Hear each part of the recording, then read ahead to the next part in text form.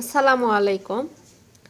সন্ধ্যার সময় ঝালের পিঠা খাওয়ার ইচ্ছা হলো, তো নিয়ে চলে আসলাম ঝালের পিঠা আয়োজন। তো এই তো আটাগুলা রেডি।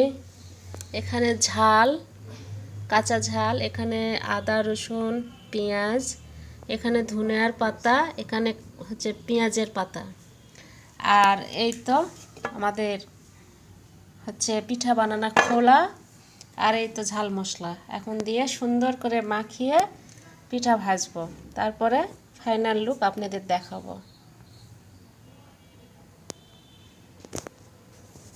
এই তো আটা গোলানো হয়ে গেছে ঝাল মশলা দিয়ে। তো একবার পিঠা দিয়ে দেখছি কেমন হয়েছে, আপনারাও একটু দেখেন। মাশাআল্লাহ, অনেক সুন্দর হয়ে ফুলছে। দেখেন কত সুন্দর হয়েছে পিঠাগুলি।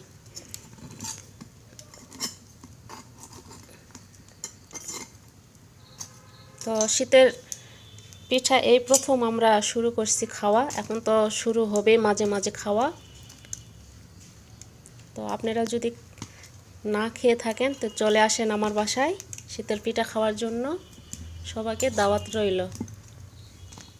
তো সবাইকে শীতের পিঠার দাওয়াত। তো সবাই ভালো থাকবেন, সুস্থ থাকবেন। আল্লাহ হাফেজ।